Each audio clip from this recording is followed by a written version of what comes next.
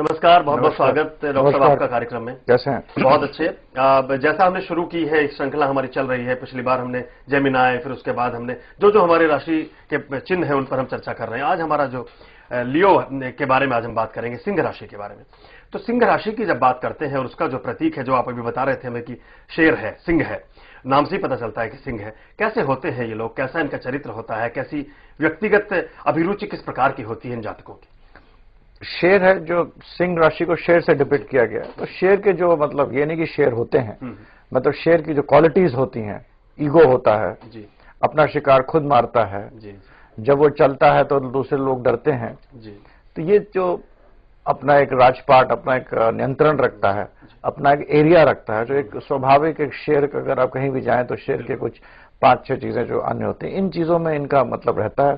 तो ego, self Prestige, अपना नियंत्रण रखना, अपना कार्य खुद करना, इन सब चीजों में इनका ये स्वभाव में होते हैं। अब ये कम हो ज्यादा हो ये दूसरे प्लैनेट्स पे डिपेंड करता है, बट जो सिंह राशि पे होगा ये नीचे की तरफ या ऊपर की तरफ, मतलब अंदरूनी तौर से साइकोलॉजिकल लेवल पे या ऊपर की तरफ, clearly these characters are evident in them.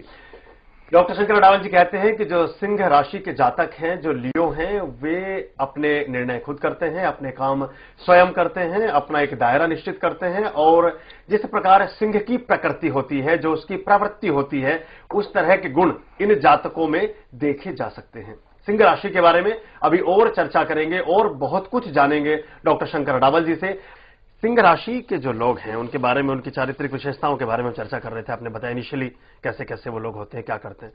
इनके जो उम्र है, उस उम्र में कौन सा कालखंड ऐसा होता है, कौन सी समयावधि ऐसी है, टाइम पीरियड, जिसमें वो लोग ज्यादा सक्रिय होते हैं, ज्यादा कामयाब होते हैं, ज्यादा name, fame, wealth and prosperity सब कुछ उनको मिलता है?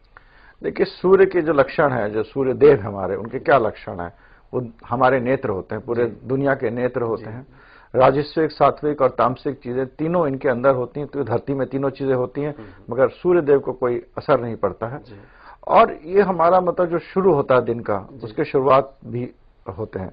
तो इसी तरह इनका जो युवा जो टाइम होता है, बिल्कुल युवा भी नहीं कह सकते, बट युवा के बाद जो अगला वर्ष होता है, मतलब अगला खंड होता है, और जिसे मैं कहूंगा 32 to 42, 32 से 42 साल तक, इस उम्र में इनके जो चीजें होती ज्यादा अच्छी होती हैं और सक्रिय होते हैं, पॉजिटिव तरफ बढ़ते हैं।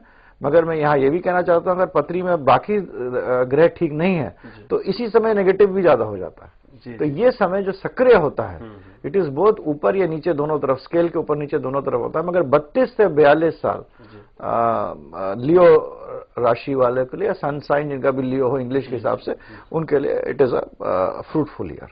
जी जी।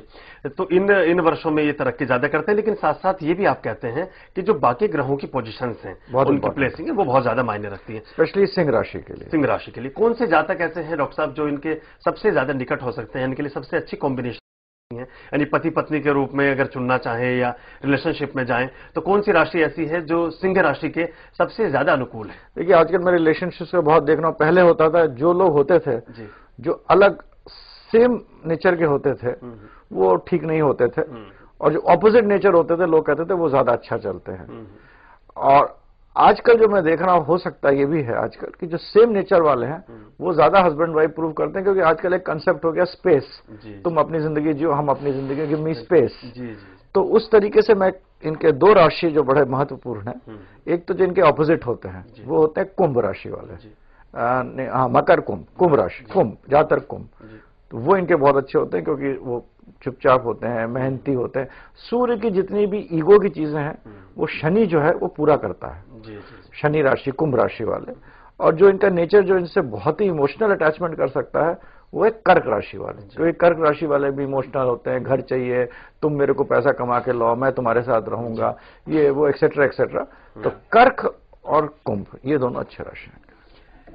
कुंभ और कर्क राशि के जो जातक हैं, वे सिंह राशि के जातकों के लिए सर्वश्रेष्ठ साथी साबित हो सकते हैं। उनके साथ अच्छी पटरी बैठती है, अच्छा संतुलन बना रहता है रिश्तों में, ऐसा कहते हैं डॉक्टर शंकर अडावल जी। जब हम सिंह राशि की बात करते हैं, लियो की बात करते हैं, तो इनके लिए कोई आप राशि रत्न के रूप में, या जिसको हम इनके लग्न का रत्न कहें, कुछ बताना चाहेंगे जो यूनिवर्सल स्टोन के रूप में ये पहनना चाहे तो इनको लाभ देगा? इनका लग्न रत्न रूबी है। जी, माणिक माणिक जो that is the Ratna and अच्छा रत्न है। आदमी अगर गंभीर, कोई भी आदमी में गंभीरता की कमी है जी, तो इस रत्न को पहन सकता है। मगर इनके राशि के, लियो राशि के लिए रूबी ही सबसे अच्छा है, माणिक। सिंह राशि के जो जातक हैं उनके लिए भाग्य रत्न के रूप में, जीवन रत्न के रूप में माणिक्य यानी रूबी बहुत ज्यादा फलदायी है, उसके लाभ उनको मिल सकते हैं।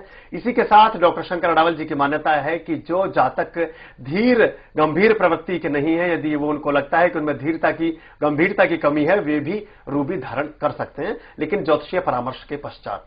डॉक्टर साहब, आज जो हम राशि की जिसकी बात कर रहे थे, सिंह राशि के बारे में, सिंह राशि के बारे में हमने बात की कि वो किस तरह के होते हैं, क्या उनके कैरेक्टरिस्टिक्स होती हैं, किस तरह का इनका, किस तरह के जॉब में, किस तरह के काम में ज्यादा कामयाब होते हैं, अपना स्वरोजगार करते हैं या नौकरी पेशा में अच्छे होते हैं, या कौन सा क्षेत्र ऐसा है करियर का जिसमें ज्यादा कामयाब हो सकते हैं सिंह राशि के जातक? एडमिनिस्ट्रेशन, प्रशासन के क्षेत्र में, चाहे प्राइवेट सेक्टर में चाहे गवर्नमेंट में हो, प्रशासन के क्षेत्र में, एडमिनिस्ट्रेशन जहां नियंत्रण करना है, अगर वो जमादार भी है तो हेड जमादार की नौकरी करेगा कि भाई जमादारों को, बाकी को लीड करेगा, छुट्टियां देने, लीड भी ना करे कि भाई छुट्टी देना है नहीं देना है, किसको कहां ड्यूटी लगाना है, यह समझ लो लीड करेगा।